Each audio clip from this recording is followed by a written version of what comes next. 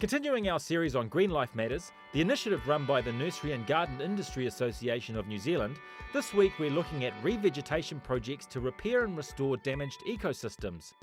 Ecological restoration recreates, initiates and accelerates the recovery of previously disturbed ecosystems. Every day, tens of thousands of motorists on Auckland's northern motorway pass an old volcanic crater.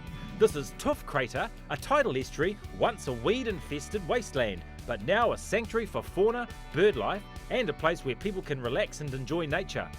Green spaces like Tuff Crater help people relax. Simply looking at plants in green spaces is known to have a calming effect. I mean, when I first arrived here about 5 years ago, this was just solid pampas grass all along the edge, wattle trees with moss plant growing up them, Elaeagnus up on the hill here. So we managed to get rid of all that, and we planted all these native plants. Just about everything you can see here has been planted. Planting previously barren or eroded land can help with erosion control and improve pollination, which is key for the bees' survival. All these plants and green spaces also clean the air and cool ambient temperature. It's a very special place. The tidal estuary has a magic. There's a lot of wildlife here, a lot of it's hidden, but we've counted at least 35 bird species here. You also have fabulous views to town, and it's surrounded by the community, so the community have got involved in this project. The crater has been divided into 8 management areas.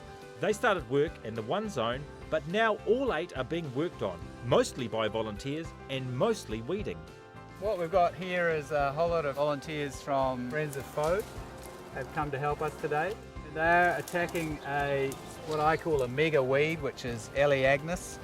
It's a thorny, spiny, nasty, huge weed that grows into massive areas, and we're slowly dealing with that. Tuff Crater also has a top secret past. In World War II, the American Navy dug up large areas here for fuel tanks. No one knows if the tanks were ever built. There are no photos, but these days the old sites are great habitats for birds. Hardy volunteers weed this crater all year round, and the contractors also spray, but it is the planting days that everyone looks forward to. The main thing is that we've tried to plant plants that are known to be here already. And these plants have to look after themselves, so when they're planted, that's it. We don't mulch them, we don't water them.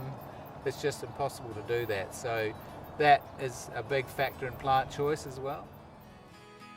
The Tuff Crater work has cost $200,000 over 5 years, and that's not including all of the volunteers' time. So it's a big effort, and the reality is a project like this is never really finished, but there's no question of giving up. It's now coming on really nicely. It's still very young, but it's looking pretty special, I think.